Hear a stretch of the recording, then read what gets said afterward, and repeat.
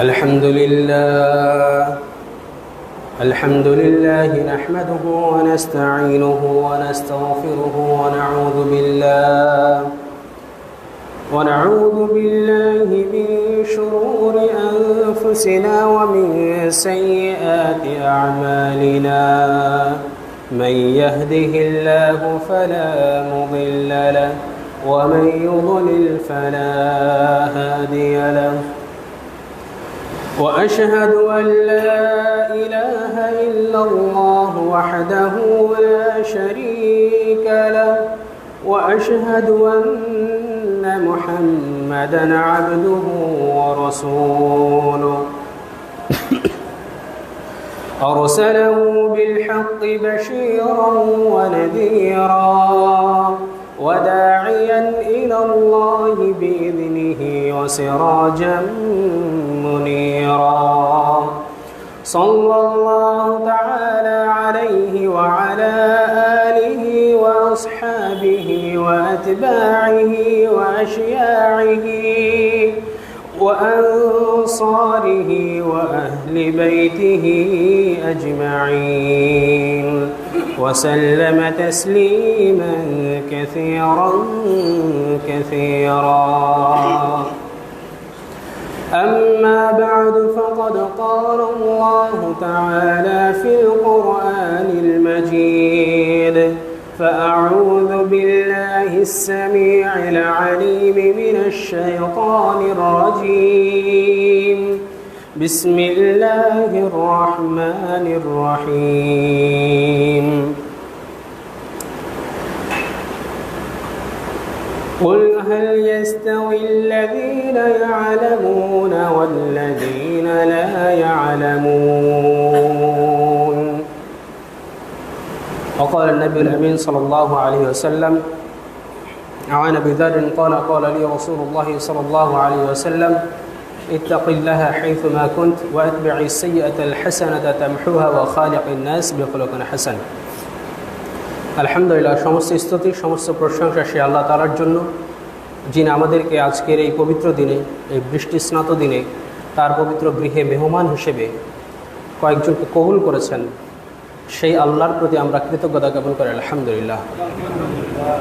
দরুদ ও সালাম বর্ষিত হোক সেই ইব্রাহিমের প্রতি, যার আদর্শকে বাস্তবায়ন করা আমাদের একমাত্র লক্ষ্য উদ্দেশ্য, যিনি আমাদের পুরো জিন্দেগির আদর্শভাবে পরিচালনা করার, ব্যক্তি জীবন, সামাজিক জীবন, সর্বোপরি রাষ্ট্রীয় জীবন পরিচালনা করার একটা আদর্শ রূপরেখা দিয়ে গেছেন। সেই মহান রাসূলের প্রতি দরুদ পাঠ করি সাল্লাল্লাহু আলাইহি ওয়াসাল্লাম।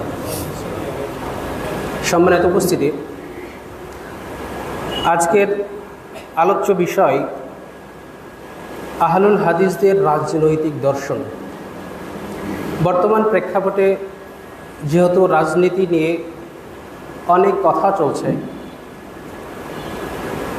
আপার ক্লাস থেকে নিয়ে একেবারে লো ক্লাস পর্যন্ত প্রত্যেকটা মানুষের মুখে মুখে রাজনীতির কথা।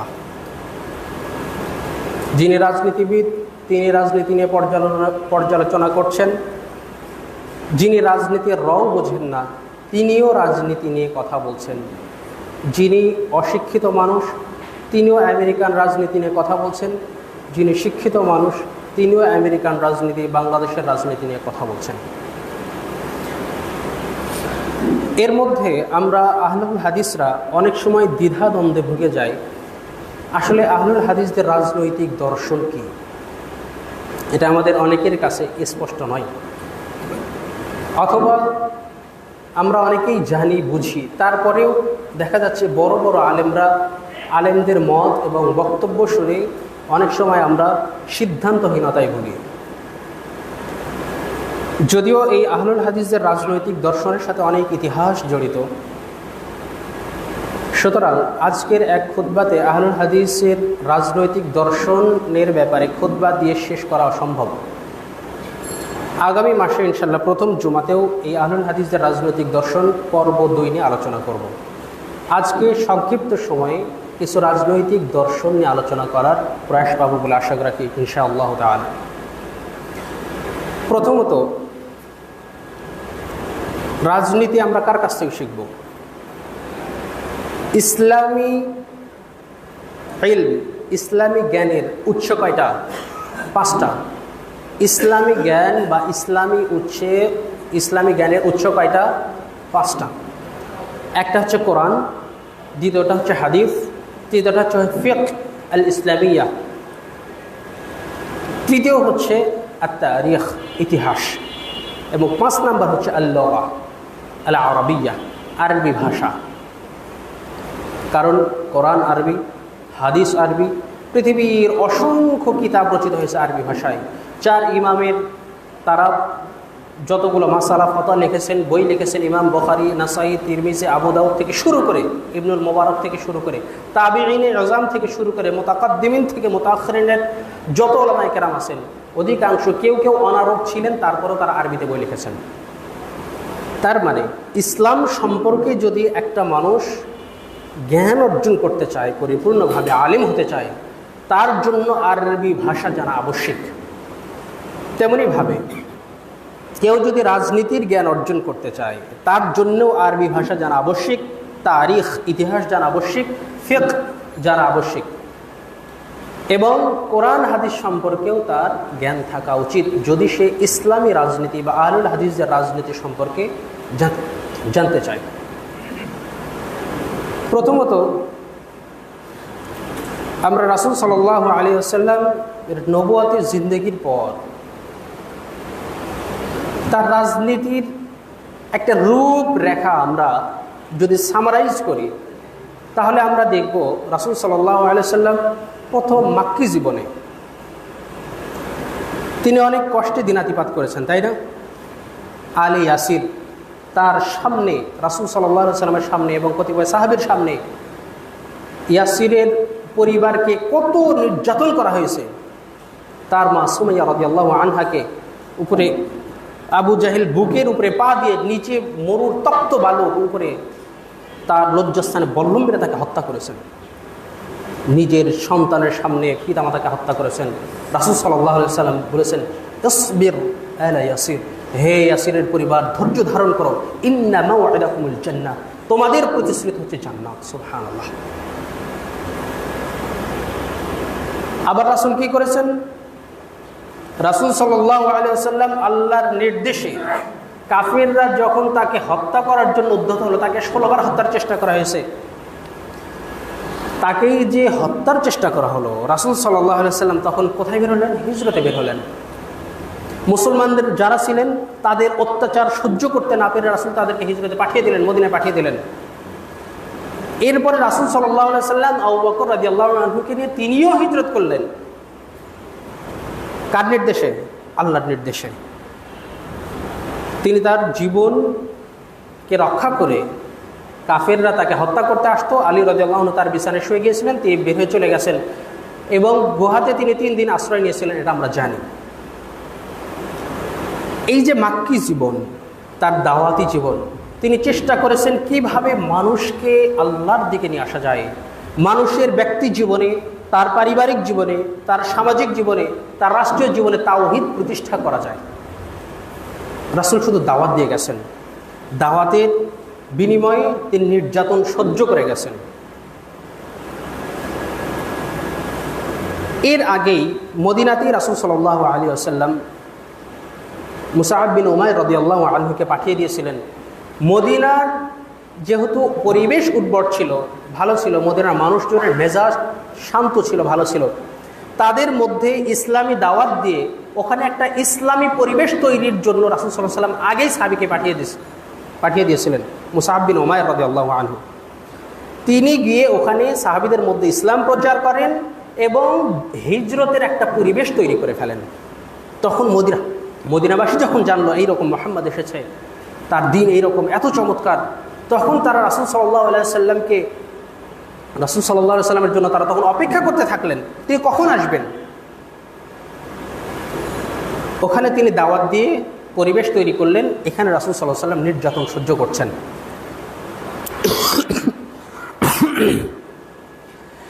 এরপর আল্লাহর নির্দেশে তিনিও হিজরত করলেন, মদিনার জীবনে চলে গেলেন, ইসলাম মসজিদে নববী প্রতিষ্ঠা করলেন, ইসলামের মার্কাজ হলো মসজিদে নববী, সেখান থেকে ইসলাম প্রচারিত হতে লাগলো, দলে দলে মানুষ ইসলাম গ্রহণ করতে শুরু করলো।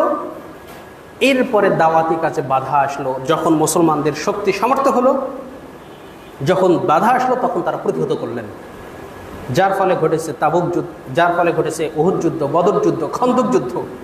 এগুলো সব হচ্ছে জিহাদে দিফা। জিহাদ দুই প্রকার, জিহাদে তলব, জিহাদে দিফা। একটা হচ্ছে প্রতিরক্ষামূলক জিহাদ এবং তলব প্রস্তাবমূলক জিহাদ। জিহাদের দুইটা ক্লাসিফিকেশন আমাদের মনে রাখা উচিত। এক, প্রস্তাবমূলক জিহাদ, জিহাদে দিফা। আপনি দাওয়াত দিচ্ছেন, তাওহীদ প্রতিষ্ঠার চেষ্টা করছেন, কাফের মুশরিকরা আপনার দাওয়াতকে আটকে দিচ্ছে, আপনার সামর্থ্য আছে, আপনি দিফা করবেন। সামর্থ্য নাই, নির্যাতন সহ্য করতে হবে।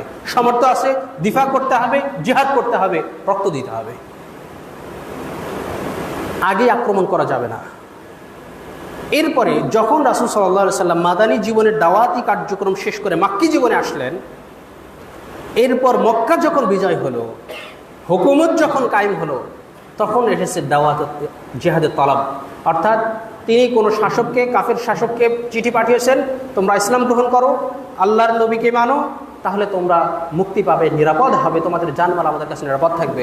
আর যদি তোমরা এটা না মানো, ইসলাম না গ্রহণ করো, তাহলে আমাদের সাথে যুদ্ধ করো, ওই এলাকা মুসলমানদের।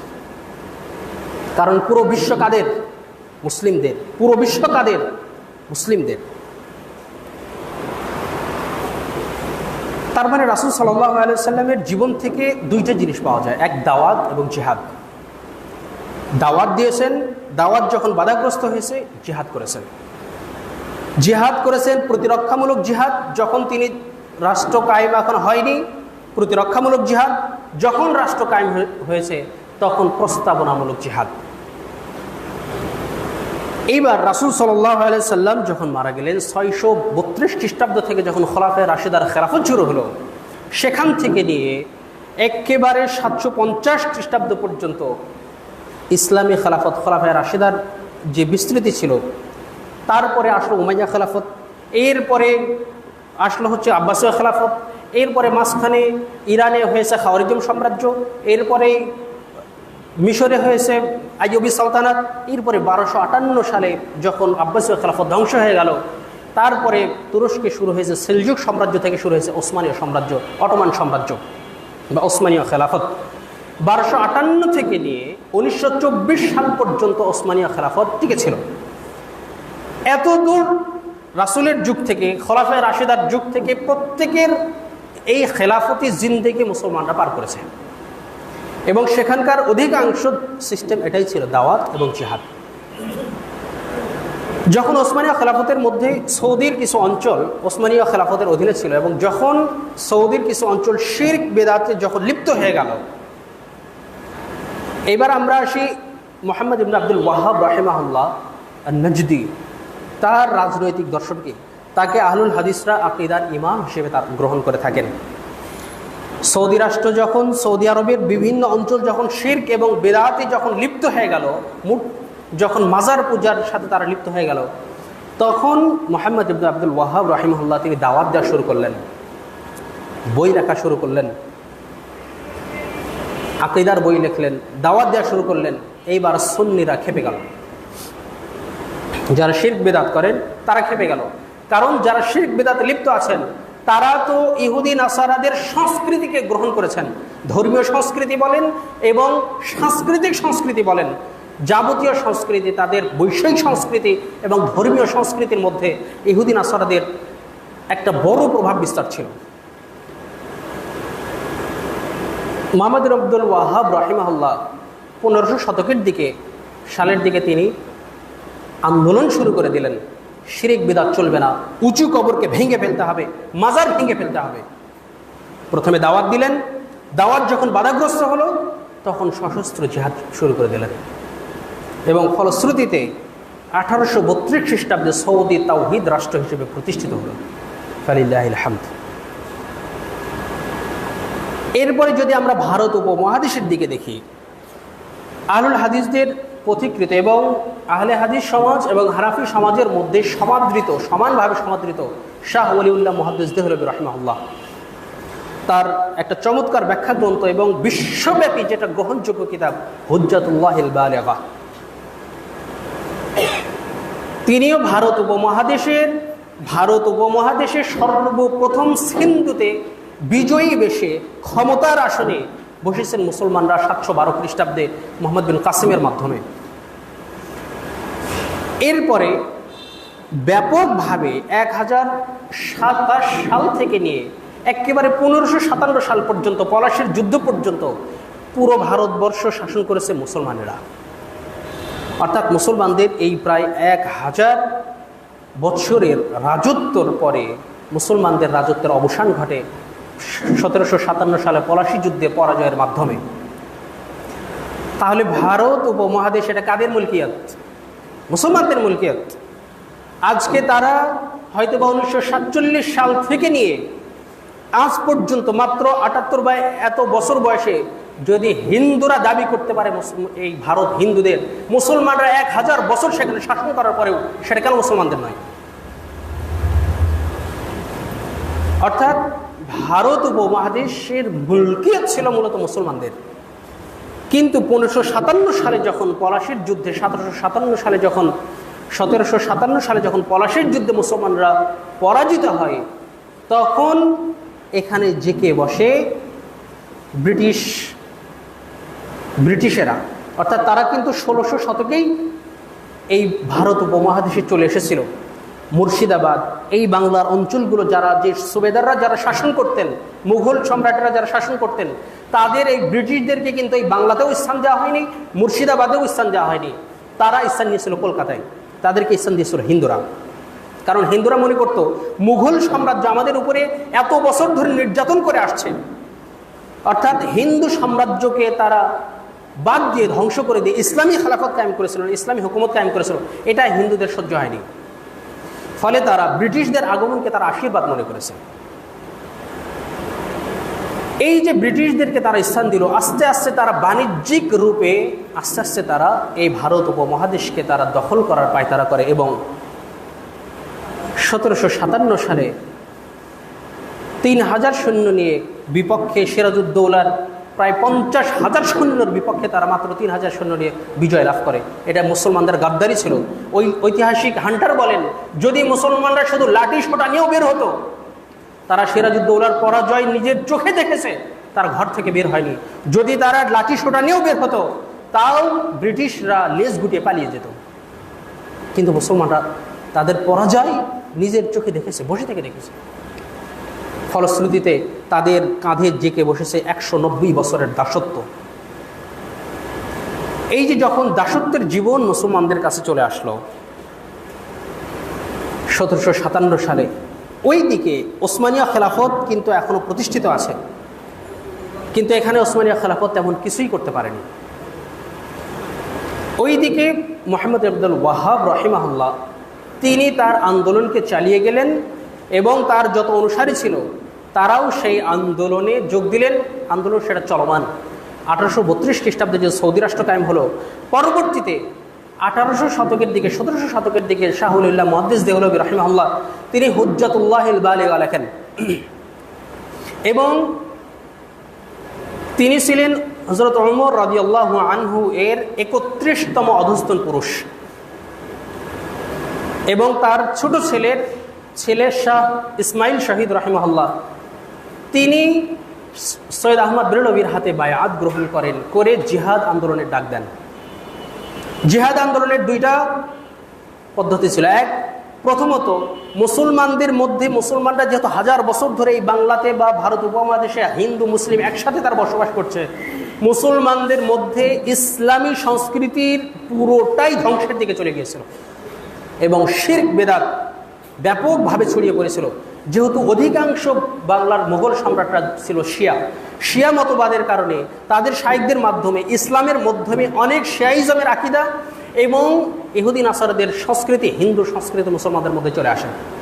তারা এই সংস্কৃতির সংস্কার, আকীদার সংস্কারের জন্য তারা একতাবদ্ধ হয়ে ব্রিটিশ বিরোধী, ব্রিটিশদের দাসত্ব থেকে মুসলমানদেরকে আহ্বান করেন একত্রিত হওয়ার জন্য এবং হিন্দুয়ানি সংস্কৃতি থেকে, যাবতীয় শিরক বিদআত থেকে মানুষকে আহ্বান করতে থাকেন এবং ঐক্যবদ্ধ করতে থাকেন। এইটা তখনকার হিন্দুর শিখরা মেনে নেয়নি, কারণ তারা চাচ্ছিল মুসলমানদেরকে তারা সংস্কৃতিতে একেবারে মেরে ফেলবে। তারা হিন্দু মুসলমানদের মধ্যে কোনো ভেদাভেদ তারা রাখবে না। এটা ব্রিটিশদেরকেও ভালো লাগেনি, কারণ তারা ওয়াহাবি আন্দোলনের মাধ্যমে সেখান থেকে তাদের রাজত্ব হারিয়েছে এবং শাহ ইসমাইল শহীদ এবং সৈয়দ আহমদ ব্রেলভি তারা সেই ওয়াহাবি আন্দোলনের চেতনা থেকেই তারা ভারত উপমহাদেশে জিহাদ আন্দোলন শুরু করেছিলেন। এবং এখান থেকে প্রথম তাদের দাওয়াতের চিত্র ছিল রাসূল সাল্লাল্লাহু আলাইহি সাল্লামের সেই যুগের মতোই। প্রথমে দাওয়াত, এবং দাওয়াত যখন বাধাগ্রস্ত হয়েছে, হিন্দুরা যখন আক্রমণ করেছে, তাদের সংখ্যাগরিষ্ঠতা যখন এসেছে, তখন তারা জিহাদ করেছেন। বিনিময়ে 1831 সালে তারা বালাকোটে শহীদ হয়েছেন। দুইজন মুজাহিদ, সৈয়দ আহমদ ব্রেলভি তিনি ফিকহে হানাফিতে থাকলেও আকীদাগতভাবে তিনি ছিলেন সালাফি এবং আহলুল হাদিস, এবং শাহ ইসমাইল শহীদ পুরোটাই ছিলেন আহলুল হাদিস। শাহ ওলিউল্লাহ মুহাদ্দিস দেহলভি তার মতাদর্শ ছিল তাকলিদকে বর্জন করে একমাত্র পবিত্র কোরআন এবং সহিহ সুন্নাহর আদর্শের মধ্যে মুসলমানদের কল্যাণ আছে। এই যে আহলুল হাদিসদের ভারত উপমহাদেশের ব্রিটিশদের শাসন আমলের তাদের রাজনীতি ছিল মুসলমানদেরকে একমাত্র তাওহীদের দিকে আহ্বান করা, মুসলমানদেরকে ঐক্যবদ্ধ করে এক তাওহীদের ঝান্ডার তলে একত্রিত হয়ে কাফের মুশরিকদের বিপক্ষে শক্ত অবস্থান গ্রহণ করা। তারা সেই সময় জীবন দিয়েছেন। কাফের মুশরিকদের সাথে ন্যূনতম কয়েকটা সেকেন্ডের জন্য তারা কখনো আপোষ করেননি। এর পরবর্তীতে 1858 সালে 68 সালে জন্মগ্রহণ করেন আমাদের মৌলানা আকরাম খাঁ। তিনি প্রায় 100 বছর বেঁচে ছিলেন। 1868 থেকে 1968 সাল পর্যন্ত তিনি বেঁচে ছিলেন। 1906 সালে যখন প্রথম ভারতের মুসলিম লীগ গঠন হয় এবং একই সালে অল ইন্ডিয়া কনফারেন্স, আহলে হাদিস অল ইন্ডিয়া কনফারেন্স, আহলুল হাদিসদের সর্বভারতীয় একটা দলও গঠন হয়। একটা মুসলিম লীগ, একটা হচ্ছে আহলুল হাদিসদের অল ইন্ডিয়া কনফারেন্স, যেখানে প্রতিষ্ঠিত হয়েছিল, সেখান থেকে সর্বভারতীয় আহলুল হাদিস দল প্রতিষ্ঠিত হয়। মুসলিম লীগের উদ্দেশ্য ছিল, তখন সর্বভারতে দুইটা দল ছিল। এক কংগ্রেস, যারা 1885 সালে নিজেদেরকে প্রতিষ্ঠিত করেছিল। পরবর্তীতে মুসলিমরা কংগ্রেসের অধীনেই ছিল, কারণ প্রত্যেকের দাবি ছিল অখণ্ড ভারত এবং ব্রিটিশদেরকে তাড়ানো। তখন হিন্দু মুসলিমরা একই ছিল। তাদের উদ্দেশ্য ছিল ব্রিটিশদেরকে তারা তাড়িয়ে দিবে। কিন্তু যখন মুসলমানরা বুঝতে পারলো হিন্দুদের সাথে আমাদের আদর্শিক দ্বন্দ্ব, তারা বিভিন্নভাবে সাম্প্রদায়িক দাঙ্গার মাধ্যমে মুসলমানদেরকে তারা ক্ষতবিক্ষত করছে, সংস্কৃতিকে তারা ধ্বংস করে দিচ্ছে, ধর্মকে তারা ধ্বংস করে দিচ্ছে, তখন তারা মনে করলো হিন্দুদের সাথে আর থাকা চলবে না। তারা নিজেরা মুসলিম লীগ গঠন করলেন। 1906 সালে মোহাম্মদ আলী জিন্নাহর পৃষ্ঠপোষকতায় মুসলিম লীগ গঠন হলো। মুসলিম লীগ গঠন করার পরে এই মুসলিম লীগের উদ্দেশ্য ছিল হিন্দুদের থেকে মুসলমানদেরকে রক্ষা করা এবং একটা স্বাধীন রাষ্ট্র কায়েম করা। প্রথম দিকে তারা মুসলমানদেরকেই শুধু এই দল অন্তর্ভুক্ত করেছেন এবং ইসলামী জাতীয়তাবাদ, মুসলিম জাতীয়তাবাদকে তারা ধরে রাখার চেষ্টা করেছেন, যাতে করে মুসলমানরা হিন্দুদের সাথে মিলেমিশে না যায়। পরবর্তীতে যখন দেখলো যে ভারতে হিন্দু সংখ্যাগরিষ্ঠতা এবং ব্রিটিশরা শাসন করছে, এইদিকে 1914 সালে যখন প্রথম বিশ্বযুদ্ধ লাগে, 1914 থেকে 19 সাল পর্যন্ত, তখন ব্রিটেনরা ছিল মিত্র শক্তির পক্ষে এবং ওসমানীয় খেলাফত ছিল জার্মানির পক্ষে, অক্ষয় শক্তি।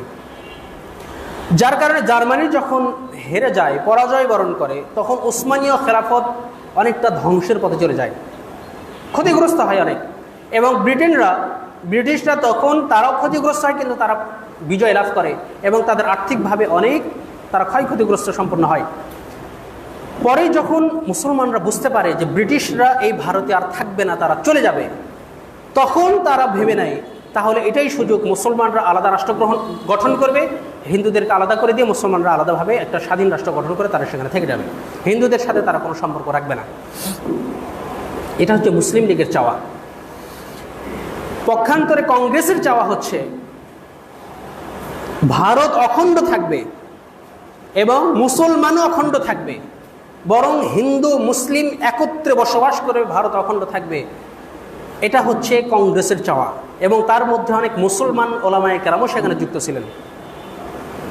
তারা ভাবতেন তাদের মধ্যে ভৌগোলিক জাতীয়তাবাদের ভোট চেপেছিল যে ভৌগোলিকভাবে ইন্ডিয়া কখনো দ্বিখণ্ডিত হবে না, আমরা সবাই এক ভাই, হিন্দু মুসলমান ভাই ভাই সবাই এক জায়গাতে থাকবো, এক এরিয়ার মধ্যে থাকবো।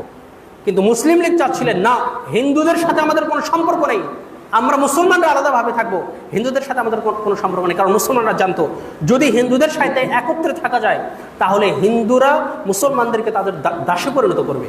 কারণ ব্রিটিশরা এসে ভারত উপমহাদেশে যখন মুসলমানদের আচার রীতি দেখেছে তখন তারা তো ছিল ইসলাম বিদ্বেষী।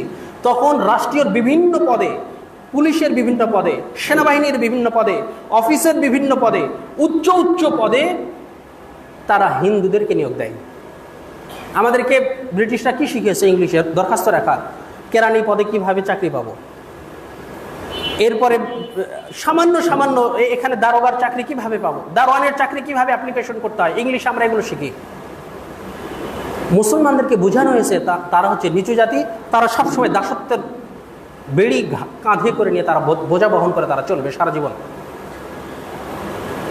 হিন্দুদেরকে যখন বড় বড় পদে যখন নেওয়া হয় তখন হিন্দুরা স্বাভাবিকভাবে দেশের সবচেয়ে বড় উচ্চ পদস্থ কর্মকর্তা হিন্দুরা আসীন হয়।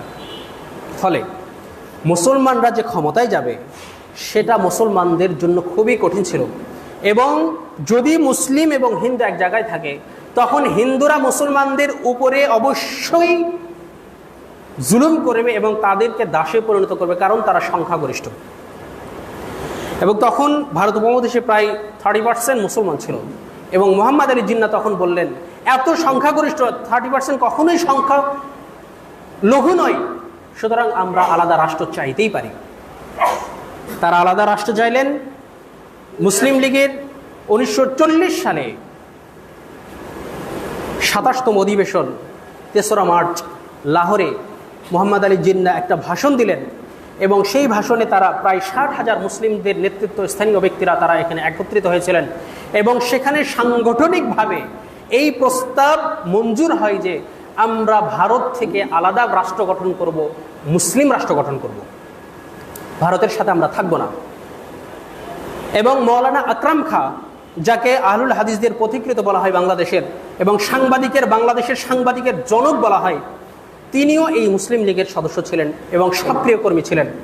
তিনি একে তো যখন 24 সালে 1900 দশকের দিকে 19 সালের প্রথম দিকে যখন ওসমানী খেলাফত ধ্বংসের পায়তারা করে ব্রিটিশরা, তখন 1919 সালে বাংলাদেশে ভারত উপমহাদেশে তখন খেলাফত আন্দোলন শুরু হয়। ব্রিটিশদেরকে তারা চাপ দিতে শুরু করে তারা যেন ওসমানী খেলাফতকে ধ্বংস না করে। কিন্তু 24 সালে যখন ওসমানী খেলাফত ধ্বংস হয়ে গেল তখন এই সক্রিয় আন্দোলন নিষ্ক্রিয় হয়ে গেল, এবং 1932 সাল পর্যন্ত মোটামুটি এই আন্দোলনটা চলেছে, খেলাফত আন্দোলন। এই খেলাফত আন্দোলনেরও সহযোদ্ধা ছিলেন মৌলানা আকরাম খাঁ রাহিমাহুল্লাহ, এবং তিনি 1906 সাল থেকে নিয়ে একেবারে 1947 সাল পর্যন্ত 1962 সাল পর্যন্ত তিনি প্রায় 56 বছর বয়স, 56 বছর বয়স তিনি রাজনৈতিক জীবনে তিনি জীবনযাপন করেছেন এবং মুসলিম লীগে তিনি থেকেছেন।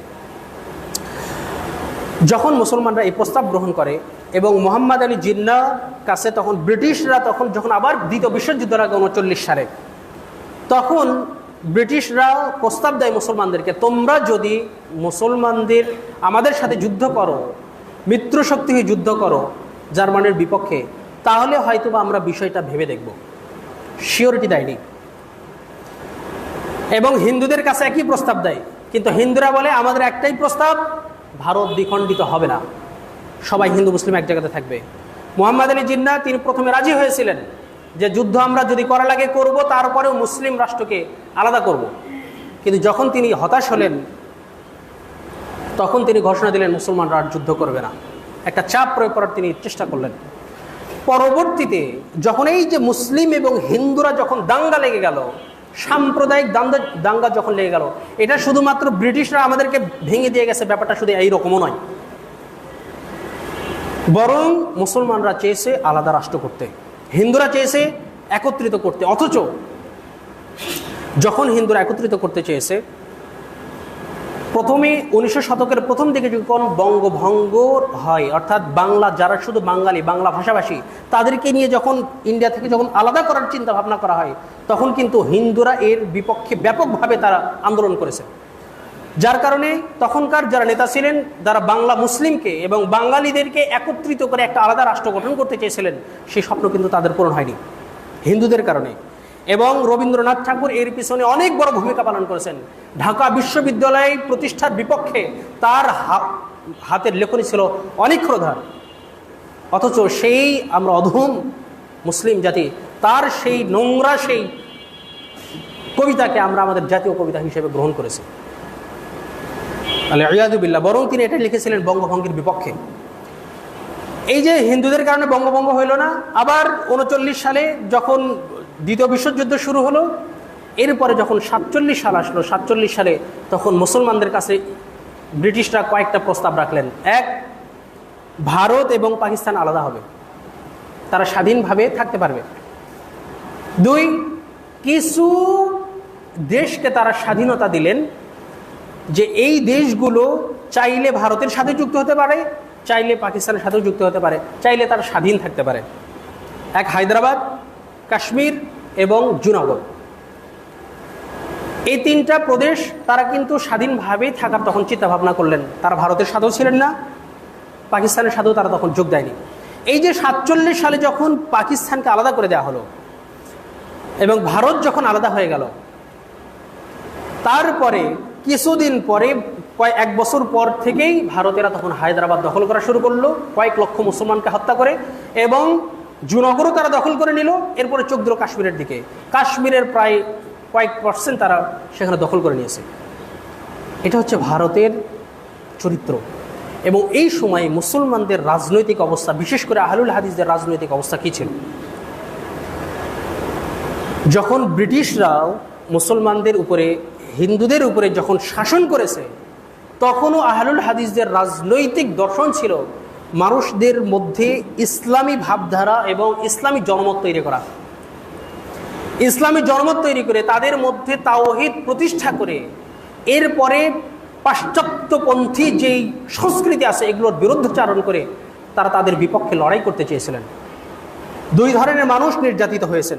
এক, রাজনৈতিক কারণে, যারা রাজনীতি করেছেন, ক্ষমতাসীন ব্যক্তিরা মনে করছেন আমার রাজনীতির জন্য, আমার জন্য বিপদ সংকুল হতে পারে, তাকে জেলে দিয়েছেন, তার প্রতি নির্যাতন করছেন। দুই, যারা ধর্মের ব্যাপারে ভীত ছিলেন, আহলুল হাদিসদেরকে তারা বেশি ভয় করতেন, কারণ তারা মুসলিমদেরকে ইসলামের মূল ধর্মের দিকে ফিরে নিয়ে যেতে চায়।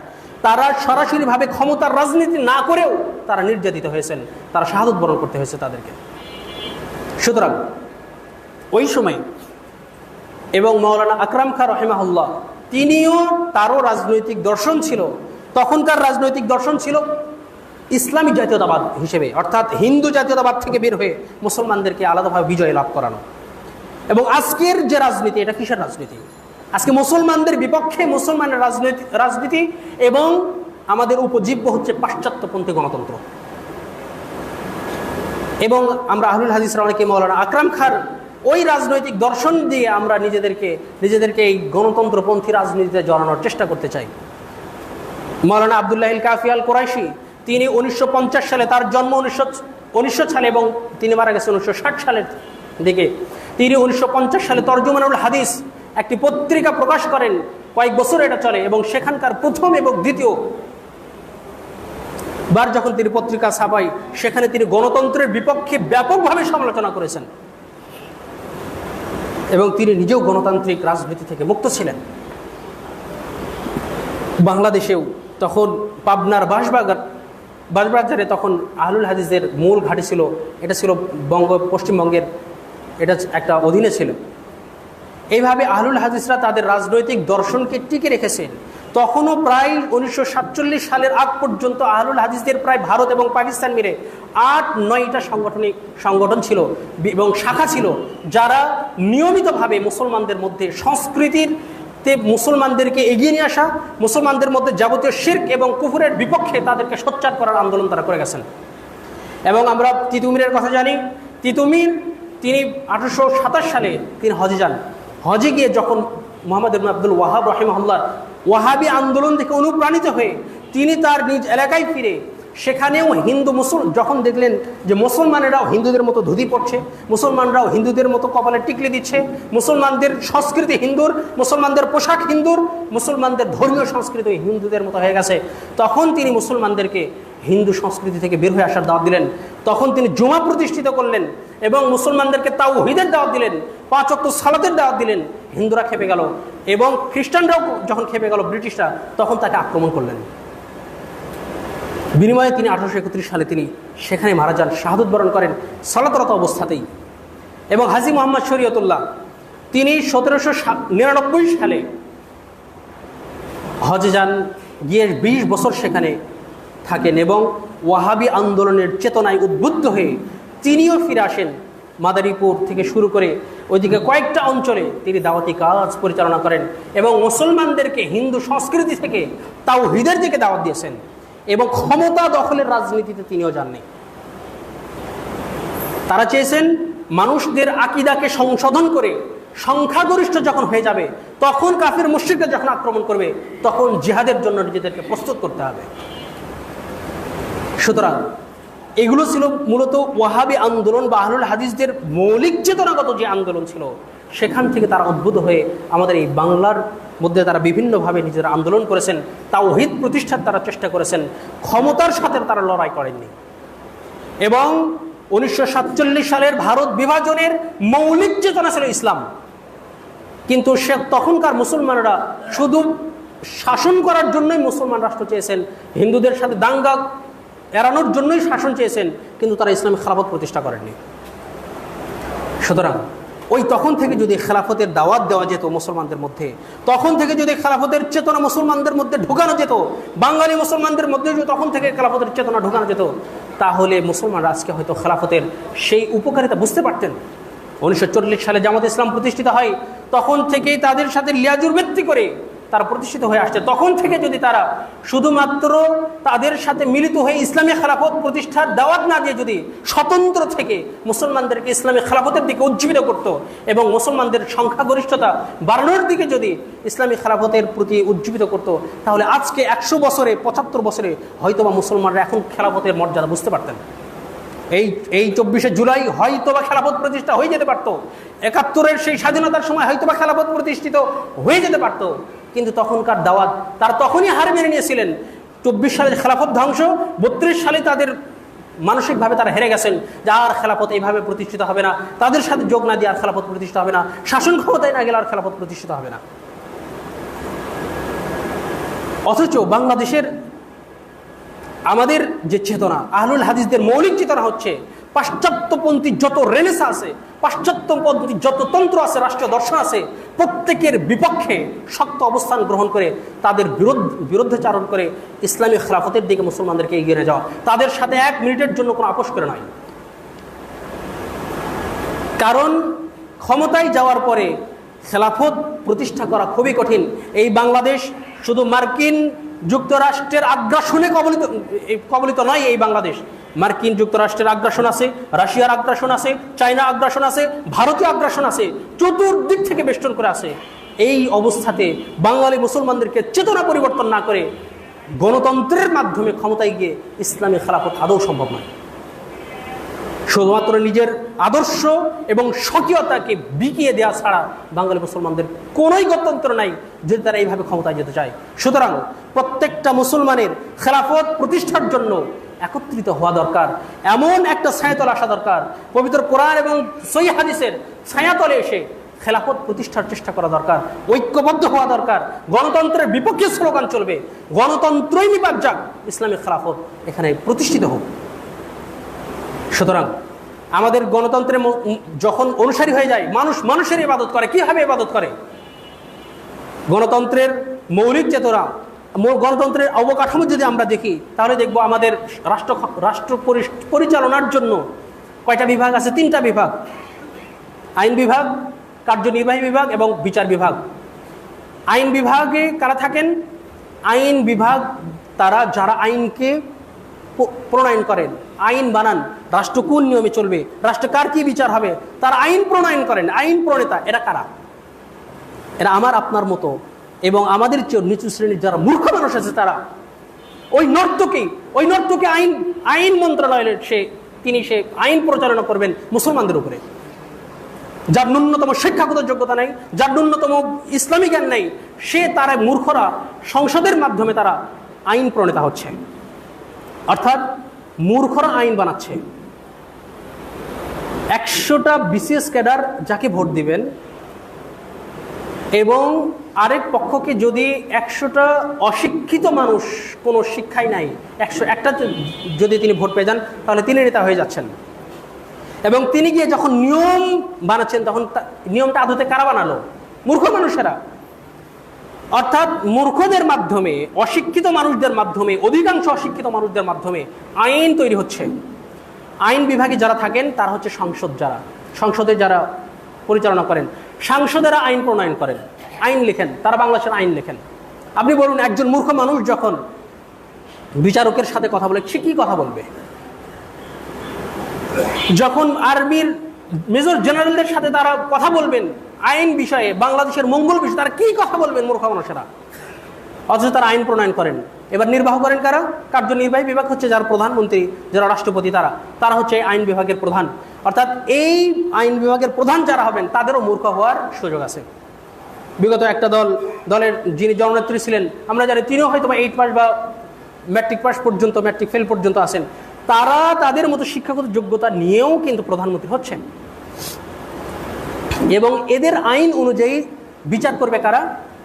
যারা লন্ডনে থেকে বা বিভিন্ন জায়গা থেকে লয়ার, মানে লয়ের উপরে মাস্টার ডিগ্রি পাশ করে ডক্টরেট করে আসলো, বাংলাদেশে থেকে হাড় ভাঙ্গা পরিশ্রম করে বিশেষ ক্যাডার হলো, এরা দাসত্ব করছে কার? ওই মূর্খ মানুষের। আইন বিভাগ যারা পরিচালনা করছেন, অর্থাৎ আইন বিভাগের মূর্খ মানুষেরা যে আইন লিখছেন এই বিশেষ ক্যাডাররা সেই অনুযায়ী মানুষের উপর বিচার করছেন। তার মানে একটা মূর্খ শ্রেণীর দাসত্ব করছে শিক্ষিত শ্রেণী।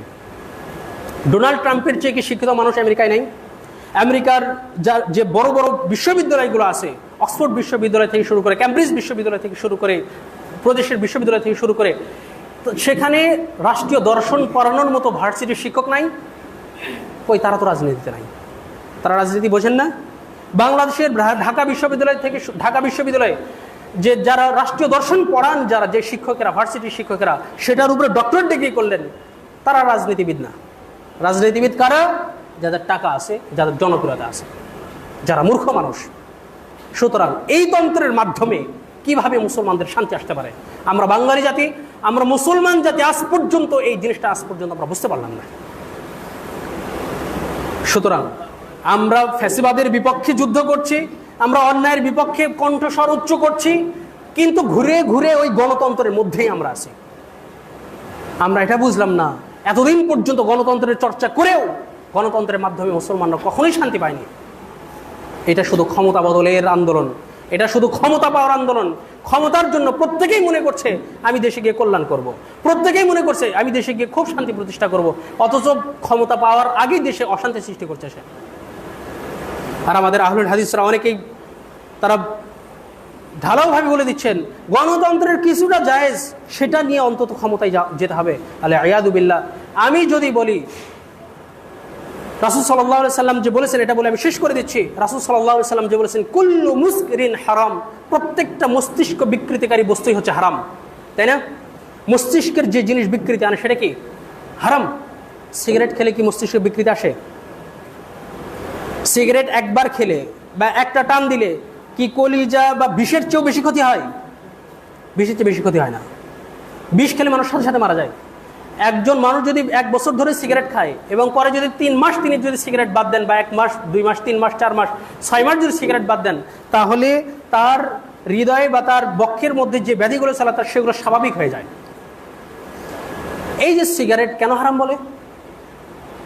ওই যে রাসূল সাল্লাল্লাহু আলাইহি সাল্লামের আরেকটা হাদিস, যার বেশি হারাম তার কমও হারাম, যার বেশি হারাম তার কমও হারাম। এই গণতান্ত্রিক রাজনীতি যার মৌলিক উৎস হচ্ছে সার্বভৌমত্ব ক্ষমতার অধিকারী মানুষ হবে, এখান থেকে অল্প কিছু নেওয়ার কি আর সুযোগ আছে? অল্প কিছু নেওয়ার সুযোগ নেই। যদি এই উসুল দিতে হয় তাহলে বিড়িকে হালাল করতে হবে, তাহলে সামান্য মদ খাওয়াকে হালাল করতে হবে, কারণ মদের মধ্যেও কিছু উপকারিতা আছে, কিন্তু ক্ষতির পরিমাণ বেশি, এর জন্য মদ হারাম। সুতরাং যার পুরোটাই হারাম, বেশিটা হারাম, তার কমটাও হারাম, একজন মুমিন বান্দা কখনোই এই পথ অবলম্বন করতে পারেন না। সুতরাং আমাদের সচেতনতা বৃদ্ধি করতে হবে। আহলুল হাদিসদের রাজনৈতিক দর্শন বুঝতে হবে। আহলুল হাদিসদের রাজনৈতিক দর্শন হচ্ছে পাশ্চাত্যপন্থী যত রাষ্ট্র দর্শন আছে সব কটার বিরুদ্ধে এই আহলুল হাদিসরা ঐক্যবদ্ধভাবে তাদেরকে প্রতিহত করতে চান। এই জন্য আমাদের প্রয়োজন জনমত, জনশক্তি প্রয়োজন। গণতন্ত্রের বিপক্ষে আমাদের জনমত তৈরি করতে হবে। আপনি গণতন্ত্রের বাইরে চিন্তাই করতে পারিনি কিভাবে আমাদের জনশক্তি তৈরি হবে। জুলাই বিপ্লব থেকে শুরু করে নিয়ে এই যে তারা জামাত ইসলাম বলেন বা চরমোনাই বলেন বা বিএনপি বলেন, যত মানুষ আমাদেরকে তাদের গণজোয়ার দেখিয়েছেন সোহরাওয়ার্দী উদ্যানে, এতগুলো মানুষ যদি খেলাফতের জন্য একবার উচ্চস্বরে বলতো আমাদের ক্ষমতার প্রয়োজন নাই, হে ডক্টর ইউনূস আপনি কোরআনের বিধান চালু করুন, আমার বাংলা পরিচালিত হবে রাষ্ট্র কোরআন হিসেবে, আমাদের ক্ষমতার প্রয়োজন নাই, আপনি কোরআন হিসেবে রাষ্ট্র ক্ষমতা পরিচালনা করুন, এটা কেউ বললেন না। জাতিসংঘের মতো একটা মানবাধিকারের মতো ঘৃণ্যতম এবং নোংরা অফিস এখানে উদ্বোধন হলো, সেই ব্যাপারেও আমাদের কথিত ইসলামী দলগুলো একটা মুখের শব্দ উচ্চারণ করেনি, বরং জাতিসংঘের সেই আলোচনাতে তারা গেছেন। ইসলাম এত অসহায়, ইসলাম এত নিজস্ব সক্রিয়তাবিহীন যে ইসলামের মাধ্যমে ইসলামী খেলাফত প্রতিষ্ঠা করা সম্ভব নয়, যে পাশ্চাত্যের ধার করা রাজনীতি নিয়ে আমাকে ইসলাম প্রতিষ্ঠিত করতে হবে। এই হীনমন্যতা থেকে মুসলমানরা যেদিন বের হয়ে আসবে সেই দিন ইহুদি নাসারারা ভয় পাবে, সেই দিন এই জাতিকে দেখে ইহুদি নাসারারা ভয় পাবে। বালাকোট থেকে শুরু করে, জিহাদ আন্দোলন থেকে শুরু করে, ওয়াহাবি আন্দোলন থেকে শুরু করে প্রত্যেকটা পর্যায়ে ইহুদি নাসারারা সবচেয়ে বেশি ভয় পেয়েছে এই সালাফি আহলুল হাদিসদেরকে। তাদেরকে তারা ক্ষমতার জন্য মারেনি, তাদেরকে ধর্মের জন্য মেরেছে। এরা ভবিষ্যতে আমাদের জন্য হুমকি হয়ে যাবে। আল্লামা ইকবাল যখন এই ভারত উপমহাদেশ যখন ভাগ হচ্ছিল, তখন আল্লামা ইকবাল বলেন, হে কাফের ব্রিটিশরা শুনে রাখো, हिंदुस्तान हमारा, चीन और अरब हमारा, हिंदुस्तान हमारा, मुस्लिम है हम, वतन है सारा जहां हमारा। हिंदुस्तान আমাদের, চায়না আমাদের, পুরো বিশ্ব আমাদের, আরব আমাদের, মুসলিম আমরা, সারা বিশ্ব আমাদের। তাওহীদ কে আমানত সিনোं में है हमारा, তাওহীদের এই পবিত্র কালিমা লা ইলাহা ইল্লাল্লাহ যতদিন পর্যন্ত মুসলমানের সেনায় থাকবে, আশা নেই মিটানা নাম ও নিশানা হামারা, ততদিন পর্যন্ত বিশ্বের বুক থেকে মুসলমানদের নাম ও নিশানা মিটানা কখনোই সম্ভব হবে না। দায়িত্বহীনভাবে সেখানে মুসলমানদের ইসলামী জাতীয়তাবাদ নিয়ে তখন তিনি কথা বলেছেন। অথচ আজকে আমরা মুসলমানরা নিজেদেরকে আজ থেকে 1 বছর 2 বছর আগেও গণতন্ত্রের বিপক্ষে গর্জন করে উঠেছি, অথচ আজকে ক্ষমতার পালা বদলে যখন ক্ষমতা চলে গেছে গণতন্ত্রের মাধ্যমেই খেলাফতে যেতে হবে। আলিয়াযু বিল্লাহ। আল্লাহ এইসব পদস্খলন থেকে আহলুল হাদিস সমাজকে রক্ষা করুন, আল্লাহ যেন আমাদেরকে রক্ষা করেন। আল্লাহুম্মা আমিন। আগামী জুমা অর্থাৎ আগামী মাসের প্রথম জুমা আহলুল হাদিসদের রাজনৈতিক দর্শন নিয়ে ইনশাআল্লাহ দ্বিতীয় পর্বে আলোচনা করবো। ইনশাআল্লাহ আপনারা যারা আছেন ইনশাআল্লাহ এখানে আসার চেষ্টা করবেন। আহলুল হাদিসদের রাজনৈতিক দর্শন সম্পর্কে আমাদের স্পষ্ট থাকা উচিত। আহলুল হাদিসরা আসলে কি চায়? আহলুল হাদিসরা তাদের সার্বিক জীবনে পবিত্র কোরআন এবং সুন্নাহর নিঃশর্তভাবে অনুসরণ করতে চায়। পবিত্র কোরআন এবং সুন্নাহর নিঃশর্ত যারা অনুসারী তারাই আহলুল হাদিস। তারা নিজেদেরকে আহলুল হাদিস পরিচয় দিক বা না দিক, যারা পবিত্র কোরআন এবং সুন্নাহর ব্যাপারে নিঃশর্ত অনুসারী, কোনো দিকে কোনো তাহরিফ নয়, কোনো ব্যাখ্যা নয়, কোনো অন্য কোনো মতামত দর্শকে নয়, সরাসরি কোরআন এবং সুন্নাহর যারা পবিত্র অনুসরণ করে এরাই হচ্ছে প্রকৃত আহলুল হাদিস। এই আহলুল হাদিসদের রাজনৈতিক দর্শন হচ্ছে পাশ্চাত্যপন্থী যত কলিওয়ার আছে, পাশ্চাত্যপন্থী থেকে শুরু করে ধর্মীয় যত শিরক বিদআত আছে প্রত্যেকের বিরুদ্ধে এই আহলুল হাদিসরা সোচ্চার থাকবে। আহলুল হাদিসরা আজকে পর্যন্ত সেই ভারত উপমহাদেশের ব্রিটিশ বিরোধী আন্দোলন থেকে নিয়ে আজকে পর্যন্ত পাশ্চাত্যের বিপক্ষ করে গেছে। এরপরেও আহলুল হাদিসরা হয়ে গেছে আমেরিকাপন্থী, আহলুল হাদিসরা হয়ে গেছে আমেরিকার দালাল। আর যারা আমেরিকার রাজনীতিকে ধার করে ইসলামে যাচ্ছেন, জাতিসংঘে যাচ্ছেন, আমেরিকাতে বারবার গিয়ে তার মিটিং করছেন, তারা হয়ে গেছেন মর্দে মুজাহিদ, বাংলার মুজাহিদ। আলিয়াযু বিল্লাহ। ইতিহাস এভাবেই বিকৃত হয়, ইতিহাস এভাবেই বিকৃত হয়, মুসলমানদের চেতনা এভাবেই বিকৃত হয়ে যাচ্ছে। আল্লাহ তাআলা যেন আমাদেরকে সঠিকটা বোঝার তৌফিক দান করেন। আল্লাহুম্মা আমিন। এবং আহলুল হাদিসদের রাজনৈতিক দর্শন যেন বোঝার আল্লাহ তাআলা আমাদেরকে তৌফিক দান করেন। আল্লাহুম্মা আমিন। এবং আমাদের আহলুল হাদিসদের ছত্র ছায়ে এসে গণতন্ত্রের বিপক্ষে শক্ত পদে দাঁড়ানোর যেন আল্লাহ তাআলা তৌফিক দান করেন। আল্লাহুম্মা আমিন। পাশ্চাত্যের দাসত্ব থেকে প্রত্যেকটা আহলুল হাদিস সমাজকে এবং বাংলার প্রত্যেকটা মানুষকে যেন পাশ্চাত্যের এই গোলামি থেকে বের হওয়ার যেন তৌফিক দান করেন। আল্লাহুম্মা আমিন। আকুলু কওলি হাযা আস্তাগফিরুল্লাহ লি ওয়া লাকুম ওয়া লিসাইরিল মুসলিমিন ফাস্তাগফিরুহু ইন্নাহু হুয়াল গফুরুর রাহিম। الحمد لله نحمده ونستعينه ونستغفره ونعوذ بالله من شرور أنفسنا ومن سيئات أعمالنا. من يهده الله فلا مضل له ومن يضلل فلا هادي له، وأشهد أن لا إله إلا الله وحده لا شريك له، وأشهد أن محمدا عبده ورسوله أرسله بالحق بشيرا ونذيرا وداعيا إلى الله بإذنه وسراجا منيرا. اللهم انصر من نصر دين محمد صلى الله عليه وسلم واجعلنا منهم، واخذل من خذل دين محمد صلى الله عليه وسلم ولا تجعلنا منهم. اللهم انصر المسلمين والمسلمات في كل مكان. اللهم انصر المسلمين والمسلمات في سوريا وفلسطين. اللهم احفظ المسلمين والمسلمات في سوريا وفلسطين. ربنا تقبل منا إنك أنت السميع العليم، وتب علينا إنك أنت التواب الرحيم. وصلى الله على النبي. آمين يا رب العالمين.